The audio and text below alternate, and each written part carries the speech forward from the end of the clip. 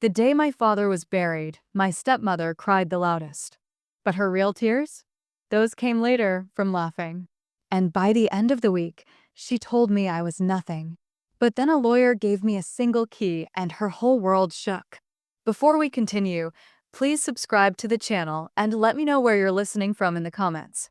My name is Gwen. My real mom died when I was young. My dad did his best. But when he married Celia, things changed. I was not her daughter. I was a problem. A reminder of a past she wanted to erase. She never hit me. She just made me feel like a ghost in my own home. I left when I could to make things easier for my dad. I thought it would help. The call came on a normal Tuesday. Celia was crying so hard I could barely understand her. She said my father had fallen in the bathroom. That he was gone. Just like that. I drove to my old house feeling numb. My hands were cold on the wheel. When I walked in, the house was full of people. Neighbors, friends from his work. And there was Celia. She was wearing a black dress, sitting on the sofa like a queen at a sad party. She saw me and let out a loud cry. She ran over and pulled me into a hug. "Oh, my poor Gwen," she sobbed. Her tears wet my shirt. Everyone watched. They saw a heartbroken widow. I felt her body shaking. But it felt wrong. It felt like a show. I needed to get away from all those eyes. I slipped into the kitchen. It was quiet there. And that's when I heard it. Her voice. Coming from the pantry. It was low and happy. A voice I did not know. "Yes, he's gone," she was saying. Finally. I know, it's sad. But let's be honest. The stress is over. Now everything here is actually mine. No more sharing. No more pretending to like her. There was a pause. And then she laughed. A light, pretty laugh. Like someone who just won the lottery. My father was dead upstairs. And his wife was in the pantry laughing about it. My whole body went cold. The woman crying in the living room was a lie. This laugh was the truth. The will reading was 1 week later. We went to a lawyer's office. Celia wore black again. But now she was quiet and serious. She took my hand. "Be strong," she whispered. I didn't say anything. The lawyer was a man I did not know. He read the will in a flat voice. Most of it went to Celia.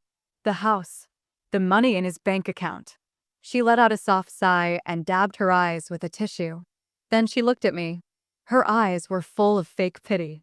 "To my daughter, Gwen," the lawyer read, "I leave the contents of her childhood bedroom." That was it. My old toys and books. Celia almost smiled. She leaned close to me as we stood up. "I'm so sorry, Gwen," she said, her voice sweet like candy. "I tried to talk to him about you. But you saw how he was. So distant. I guess this proves how he felt." Her words were meant to hurt me.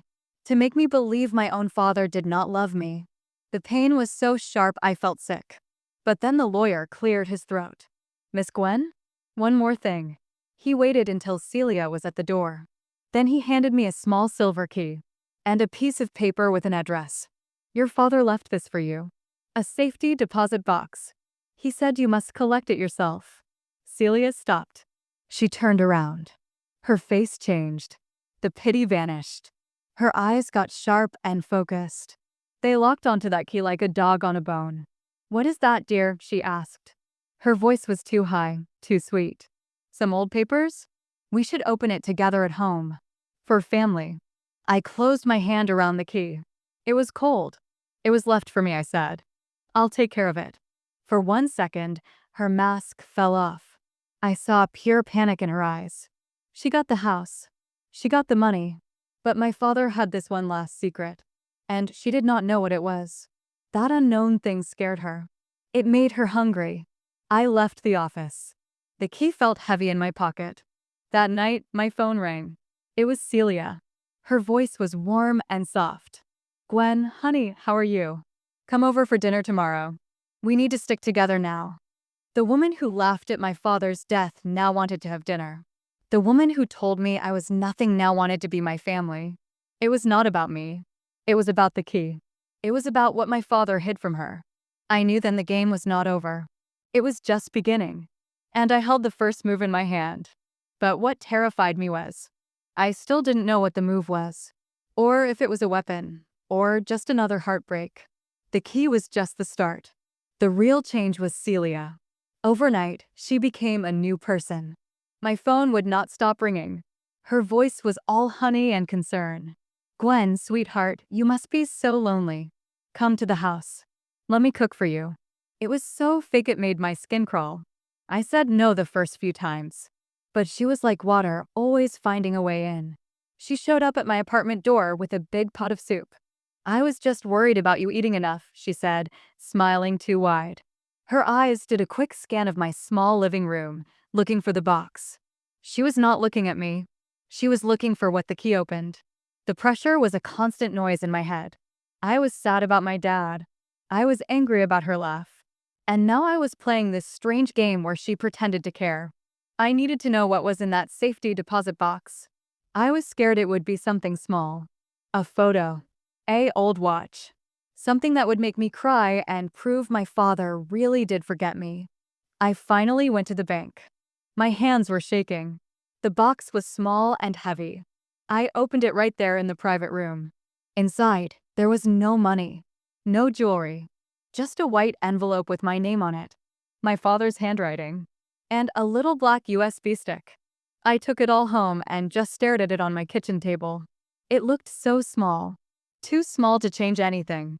After an hour, I opened the letter. "My dear Gwen," it began. "If you are reading this, I am gone. And Celia has shown you her true face. I need you to understand something very important. Every time I seemed cold to you, every time I did not hug you when she was watching, every time I seemed like I did not care, it was all an act. It was the hardest thing I have ever done." I had to stop reading. My eyes filled with tears. I could not see the words. I took a deep breath and kept going. I saw what Celia was before we married. I saw how she pushed you aside, how she wanted you gone. I knew if she understood how much I loved you, if she knew what I planned to give you, she would have made your life terrible. She might have even hurt you to get it. So I built a wall between us. I made her believe you did not matter to me. I made her believe she had won. I am so sorry for the pain this caused you. Please forgive me. I did it to protect you. The USB stick has the proof of my real love. Your real life is on it. All my love, always. Dad." I cried so hard my chest hurt. He loved me. All those years feeling alone, feeling like a burden, it was a shield. He was protecting me. The coldness was his armor for me. I plugged the USB stick into my laptop. A video file popped up. I clicked it. There he was. My dad. In his office. He looked tired, but his eyes were kind and full of love. "Hello, my Gwen," he said. His voice made me cry again. "You read my letter. You know the truth now. So here's the rest." He took a deep breath. "My company, Apex Designs. Celia thinks it is a small business. It is not. It is worth millions. You own most of it. I put it in a trust for you years ago. It is all yours." I could not believe what I was hearing. The big apartment buildings on Elm Street. The ones with the green gates. You own those too. Also in a trust. The man who runs them, Mr. Yates, knows you are the boss. He is waiting for your call. The money Celia got is nothing. The real wealth, everything I built, it was always for you. He explained it all. He used lawyers Celia did not know. The will she heard was a fake to make her feel safe. And then he said the biggest thing. The house she lives in? She does not own it. She only rents it. And the money I left her? If she ever tries to fight your inheritance, or if we find out she did anything illegal, she loses every penny. She has nothing, Gwen. I made sure of it." The video ended. I sat in the quiet of my apartment. The lonely girl from a week ago was gone. I was not nobody. I was the owner of a huge company. I was the landlord of buildings. My stepmother was living in a house she did not own, spending money she could lose. My phone rang again. It was Celia. "Gwen, I'm making your favorite pie," she chirped. "Please come over. We are family. We should share everything." I looked at the paused video of my dad's face. I looked at the letter. A calm feeling washed. I walked into her house for dinner, but nothing felt the same. The walls, the furniture, it all looked like a stage set to me now. Celia had cooked a big meal. She was smiling, talking too fast. She kept touching my arm, calling me family. Every word felt like a lie wrapped in pretty paper. We sat down to eat. She talked about her plans for the house. New curtains. Maybe painting the kitchen. She acted like a queen in her castle. But I knew the truth. This wasn't her castle. It was borrowed. And the king had left it all to me. Halfway through the meal, she could not hold it in anymore. Her eyes got sharp. Her sweet voice turned thin. "So, Gwen," she said, putting down her fork. "Did you ever open that little box from the lawyer?" I took a sip of water. "Yes." She leaned forward. "And? What was in it? Some old pictures? His wedding ring." She tried to sound casual, but I heard the hunger in her voice. "It was a letter," I said, calm. "From my dad. And a USB stick." She blinked, confused. That was not what she wanted. Not money. Not jewelry. A USB stick? What's on it? "The truth," I said. I put my own fork down. The game was over. "He told me everything, Celia. He told me why he was so cold to me all those years." Her smile froze. "What are you talking about?" "He was protecting me," I said, my voice steady. "From you. He knew what you were. He knew you saw me as a problem. So he made you think you won. He made you think I didn't matter. So you would leave me alone." Her face went pale, then red. "That's a disgusting thing to say. He loved me. This was our home." "No," I said, shaking my head slowly. "It's not. You don't own this house, Celia. You rent it. My father's estate owns it. You're a tenant." For a second, she just stared. Then she laughed, a harsh, nasty sound. "You're crazy. I have the deed. The will gave it to me." "The will you heard was a decoy," I said. I felt powerful, calm. He had a real will with real lawyers you never met. "The house is on a 99-year lease. You can live here, but you don't own a single brick." I watched the words hit her. Saw her confidence crack. "The money," she spat. "He left me money. That's mine." "It has conditions," I continued, like I was reading from a list.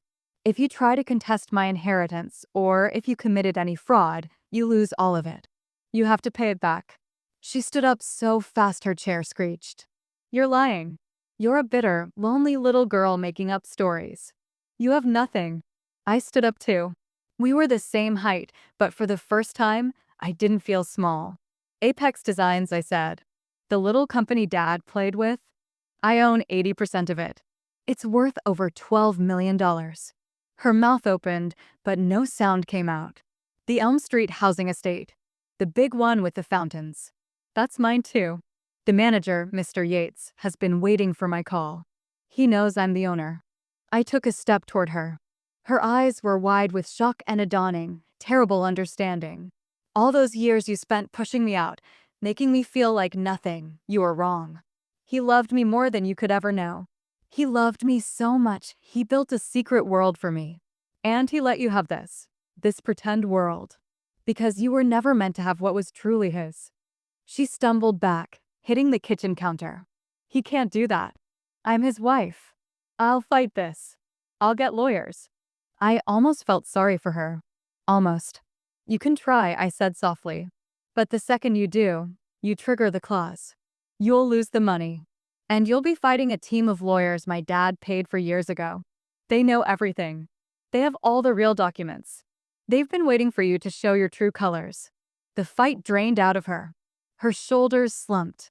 She looked around the kitchen, at the house she thought was her prize. I could see her realizing it. The fancy faucet, the new oven, none of it was hers. It was all alone. A prop. She had been living inside my father's trap, and she only just felt the walls close in. We can share," she whispered, her voice broken. "We can be a family. I can be better." "It's too late for that," I said. I felt no anger. Just a quiet, solid certainty. The time for being a family was when my father was alive. When I was a girl who just missed her mom.